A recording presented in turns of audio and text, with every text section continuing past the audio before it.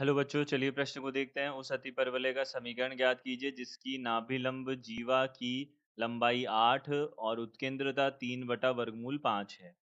तो यहाँ से हमको क्या बोला है, देखिए हमारे पास अतिपरवलय का हमको समीकरण बताना है जिसकी नाभिलंब जीवा जो है वह नाभिलंब जीवा की लंबाई 8 दे रखी है और उत्केंद्रता 3/वर्गमूल 5 दे रखी है। तो सबसे पहले हम मुख्य अवधारणा देख लेते हैं। देखिए, मुख्य अवधारणा, तो मुख्य अवधारणा के अनुसार यदि हमारे पास में नाभिलंब जीवा जो है, देखिए नाभिलंब जीवा जो है उसका मान हमको कितना दिया हुआ है, उसका मान हमको उसका जो सूत्र होता है वह 2b² होता है।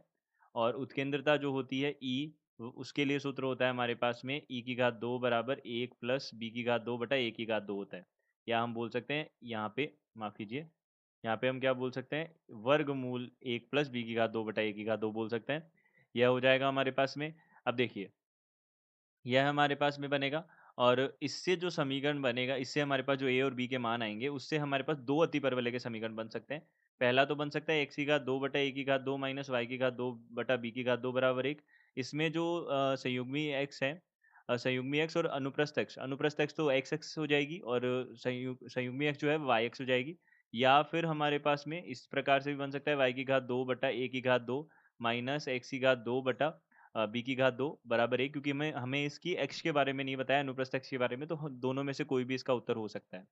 तो यहाँ से देखिए, अब हमने क्या किया, यहाँ से सबसे पहले हमको 2b की घात 2 बटा a का मान जो है यह तो 8 दिया हुआ है।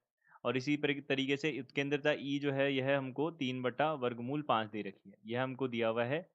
अब देखिए, उत्केंद्रता ई जो होती है वह हमारे पास में क्या होगी, वर्गमूल यहाँ से 1 प्लस यह हो जाएगी b की घात 2 बटा a की घात 2 हो जाएगी। अब देखिए, यहाँ से हम क्या बोल सकते हैं, देखिए प्रथम समीकरण जो है, यह जो हमारे पास है उसमें हम b की घात 2 बराबर कितना बोल सकते हैं, 8 की जगह यहाँ पे 4a हो जाएगा। देखिए यहाँ पे 4a हो जाएगा, ये प्रथम समीकरण हो जाएगी। और यहाँ पे हम क्या बोल सकते हैं, ई जो है वह हमारे पास में कितना है, देखिए 3/वर्गमूल 5 है, तो यहाँ पे 3 इसकी घात 2 करेंगे तो 9/5 बराबर 1 प्लस b की घात 2 बटा a की घात 2 बनेगा।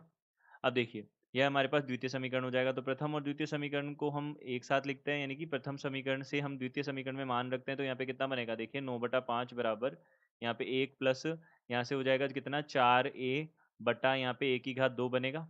तो यहाँ से हमने इसको हल किया, तो देखिए 9/5 में से हमने 1 को माइनस किया तो यहाँ पे 4/5 बनेगा। तो यहाँ से 4/5 बराबर कितना हो जाएगा, 4/a हो जाएगा। यह हो जाएगा 4/a। ए से 1 काट दिया, तो यहाँ पे देखिए 4 से 4 कटेगा, यहाँ पे ए का मान कितना आ जाएगा, 5 आ जाएगा। अब ए का मान अगर 5 आ गया हमारे पास में, तो हम बी का मान भी ज्ञात कर सकते हैं। तो देखिए, यहाँ से क्या बनेगा, देखिए यहाँ से हमारे पास 2b की घात 2 बटा a जो है यह हमको 8 के बराबर दे रखा है। तो यहाँ से हम a का मान 5 रखते हैं, तो यहाँ पे कितना बनेगा, देखिए 2b की घात 2 बराबर 8 पन्ना 40 हो जाएगा। यहाँ पे b की घात 2 बराबर कितना हो जाएगा, 20 हो जाएगा। b की घात 2 बराबर हमारे पास कितना आ गया, 20 आ गया।